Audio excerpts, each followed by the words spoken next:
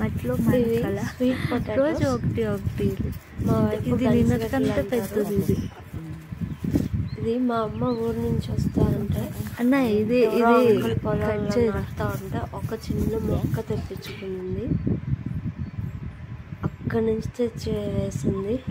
ఆ బుజ్జి మొక్క పెరిగి పెరిగి ఇంత పెద్దగా అయిపోయింది. ఆఫ్టర్ 3 months మా అమ్మ మా అన్నయ్య చూస్తున్నారు వచ్చినాయా లేవా అని.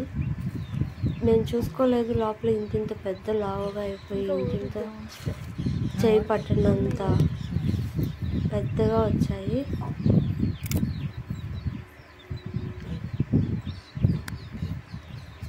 దీనికి మా అమ్మ చెప్తుంది పశువుల ఎరువు కొంచెం వేసి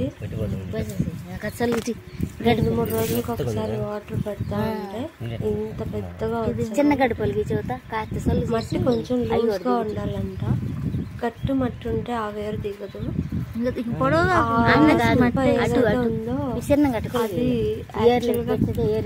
ఆ స్వీట్ పొటాటో వేరు, ఆ వేరు పెడితే ఆ వేరే లూజ్ మట్టిలోకి దిగి లావుగా ఊరుతుందంట. అది నా చాన పైన ఉంది అంటే మా అమ్మ చాన కన్నా ఎక్కువ ఉంది అంటుంది. నిజంగానే 1 feet వరకు వచ్చాయి. మా అన్నయ్య అక్కడ తవ్వుతా ఉన్నాడు, తవ్వుతా ఉంటే బయటకు వస్తా ఉన్నాయి ఒకటి ఒకటి.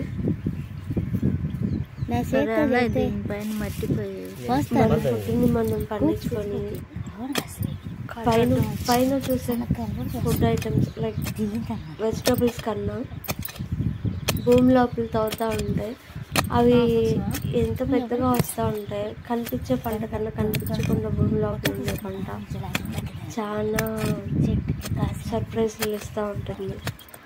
మా అన్నయ్య అంటున్నాడు మట్లో మాణిక్యాలలాగా ఎంత బాగున్నాయో చూడటానికి అని.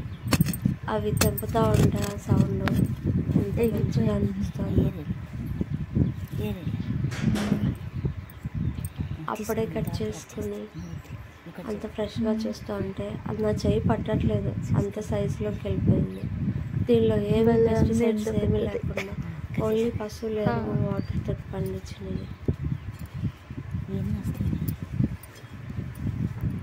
మా అమ్మ పొలం వెళ్ళొచ్చిన తర్వాత ఈ చిన్న చిన్న పనులన్నీ చూసుకుంటా ఇంటి వెనుక మొక్కలు పెంచుకుంటా ఆల్మోస్ట్ వాటితోనే ఇంట్లోకి సరిపడా కూరగాయలతో పండించుకుంటాం. ఎప్పుడు నాటావు? వీక్కి అట్లీస్ట్ 3-4 days అయినా ఇంట్లో పండిన కూరగాయలు సరిపడదు. 1 or 2 days మాత్రమే బయట తింటాం. ఎప్పుడైనా వర్షం పడి ఇంటికి వస్తే ఆ కొంచెం గ్యాప్లో కూడా వర్షం ఏదైనా తగ్గిపోతే ఈ కాస్త టైంలోనే ఇంటి వెనక్కి వెళ్ళిపోయి ఈ మొక్కల్లో పని చేసుకుంటూ ఉంటుంది. మా నాన్న, మా అన్నయ్య వాళ్ళు, మా అమ్మ